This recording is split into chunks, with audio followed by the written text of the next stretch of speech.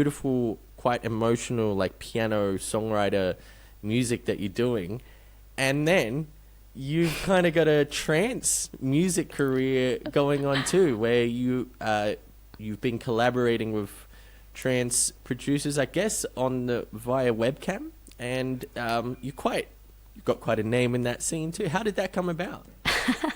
Yeah, it's polar opposites when you think of genres for sure. And it is interesting, the people that love my emotive ballads don't tend to enjoy the EDM side and vice versa. I feel really fortunate. I actually have a long-standing dear friend, Jordan Tobias, who's a producer in Melbourne. I used to live in Melbourne, and he was working with Reorder, who is a phenomenal producer over in Europe, and he does a lot of work under the Armada Records, record label, and is absolutely well known. And so they had a really beautiful relationship during COVID, actually, where they got to work together, and I guess he wasn't so busy with festivals and things like that, so was doing like online tutoring and whatever, and Jordan got a chance to really work with him. So I guess that's sort of how it all happened. Jordan and I were working on projects and just playing around, and then one day I think Jordan shared something with Reorder, and he was like, "That's a vibe."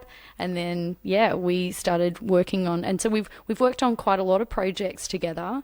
We've had 2 that have been signed by Armada Records, which is, we're very chuffed, and I'm so privileged to work alongside both of them.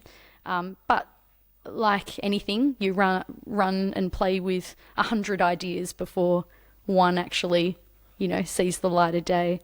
So yeah, but I really enjoy the process. So yeah, when I shoot back to Melbourne, I jump in the studio with Jordan, and we have Tibor, or Reorder, have him on the online and do certain sessions, and it's great. It's good fun. That's awesome. Yeah, I think that there's different sides to your personality that can kind of get expressed with different projects. Like sometimes you're like super, feeling confident and braggadocio in yourself, and then some days you're more like introspective and vulnerable and that kind of thing. But I think you need that balance. I have another mate who makes music over in the Netherlands, Robert Beat Fatigue, who come and stay with me for a bit, and he makes bangers. Like, he makes funk, glitch hop bangers, and it's awesome. But I was talking to him about his like chill project. I said, how often do you make chill music? He said, about 50% of the time. I said, why do you feel the need? Why don't you just make bangers? And he said, I'd probably go crazy if I only made bangers non-stop. Like, it's not very good for the mental health. He thought to just be out of balance. So he had this chill, very beautiful, more ambient music. And I think maybe that allows you to express both sides in that polarity that you're talking about. So that's very interesting and relatable for me. So what type of gigs have you been doing this year, and what are your plans over the next coming 6 months for your music? Well, because of my diagnosis with complex regional pain syndrome, I haven't been able to play piano for the last for most of this year. So I've been sort of a bit absent off the shows. I've done a few. Can you tell us more about this? Because most people might not know actually what this is, including myself. Yeah. Okay, so complex regional pain syndrome is very roughly essentially the pathways from the brain to a limb, so it can happen to a leg or an arm or a hand. The connection's a bit severed, so the messaging is pretty much saying that there's trauma to that area of the body, so it thinks that it's like a lot of pain. So that limb, so for me, my hand and my arm, it will be swollen, it'll be red and purple. I have the dexterity's all gone. I don't have the ability to like pick up things or whatever, and it's in quite a lot of pain.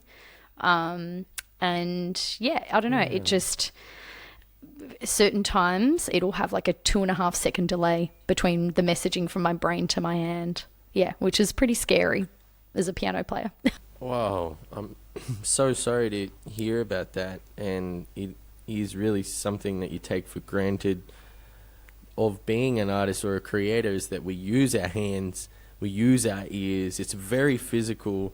I have a watch called a Whoop, which whenever I'm doing stage performance, it'll recognize that it's an activity and that my heart rate's up, and it's really something physical to be able to do. And when you don't have that ability, it's really, as artists, we have to create, and that must be so difficult for you to be going through. Is there any solutions or ways out of this? Yeah, look, it's from what my neurologist and I have a team of doctors across Australia. So, you know, the beautiful thing from COVID is that people do lots of telehealth and things like that. So yeah, I've been really fortunate that, you know, there's brain exercises to help my brain. There's like hand therapists and OTs and chiropractors and CRIP specialists and pain management and yeah, so certain drugs and yeah, so we're looking at it from all sides and look, who knows what the future holds, but for now, you know, I'm not in and out of hospital all the time, so that's good. My pain is probably at a 3 and a 4 most of the time, but it's manageable. But yeah, and yeah, one day hopefully I'll have full movement and range in my fingers and hand, but at this point I don't. So there's been a real pivot.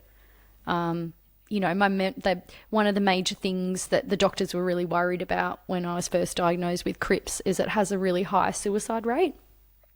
Yeah, which I totally understand now. Like the chronic pain's pretty severe, and yeah, I don't know, your whole life is on hold.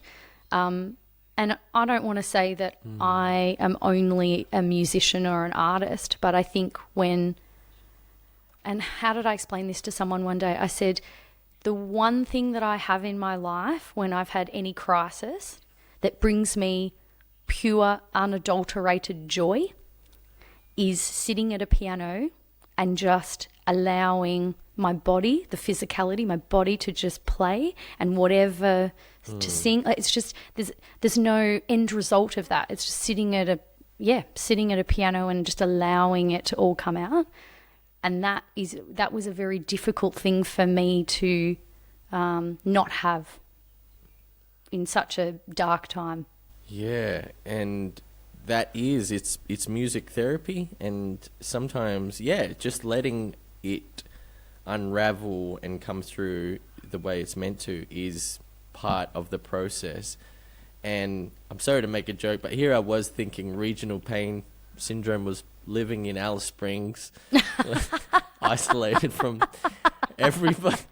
I wanted to say, though, sometimes when your methods change, sometimes when you have something taken away, your ability to do something like that, perhaps that can be another door opening, like you were saying about being stuck in Alice or those things that you can't plan.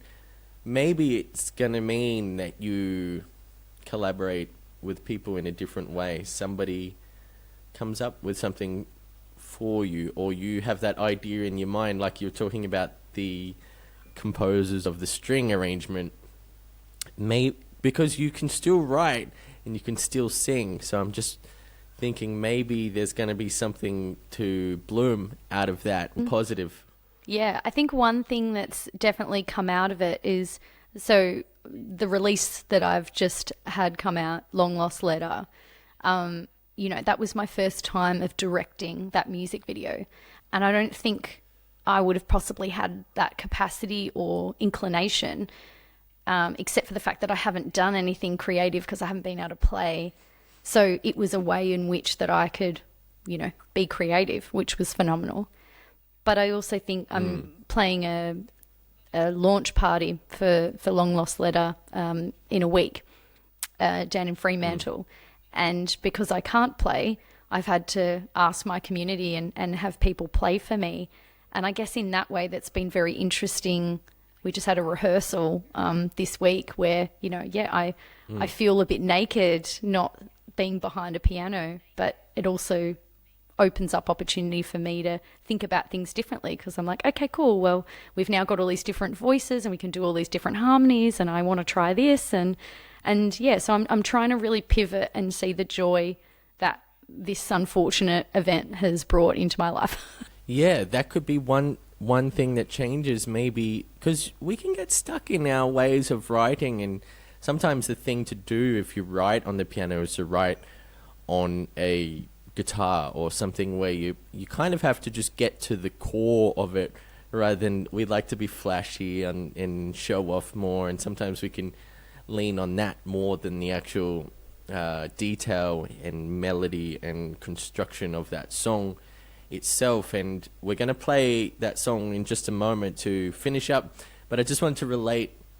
a little story that happened to me recently, in the same way that we're talking about not being able to predict where the future's going. Sometimes we can be as organized as we want and something just doesn't come through. There's no flow to it. And recently, we were getting ready for this big bush project, UPK 7, so it's the 7th one in this series that started before I was born. And right before, my dad has always been the one leading that. And right before going out bush, Dad has a bad health scare and his heart rate is really erratic, and the doctors are telling him, you got to stay in town. And one of the organizers said to me, so do you think you can do it, Das, or do we have to cancel it? And I thought about it and thought, I think I can do it. Obviously you're going to miss Dad a lot.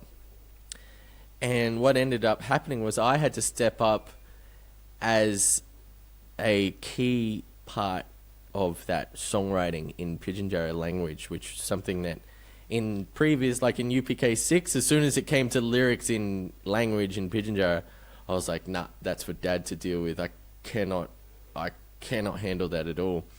And now I had to step up, and I think maybe the familiarity of mixing the songs and hearing the language all my life finally put me in a point where I stepped up, and then I wrote my first song in language, collaborated, but ended up singing it, and that would have definitely not happened if Dad was there, because I would have been just setting up the microphones and kind of sitting back more. So we never know how these roads are going to wind, and I'm feeling for you on your journey, and keep your chin up, because there's beautiful things around the corner. I can't wait to see what happens with this launch. You should be proud of the work that you put into this song, Long Lost Letter, which we're going to close out the show with. And you're just a true legend. Alexis Naylor, my first ever guest on the Music My Mates Make podcast debut episode. Thanks so much for your time today. Oh my goodness, thanks so much, Das. Great to see you. Great to chat. Now, this song is out on all platforms at the moment. It's called Long Lost Letter. Just tell us a little bit about what it's about, what inspired you to write this, as we take it out on the show today.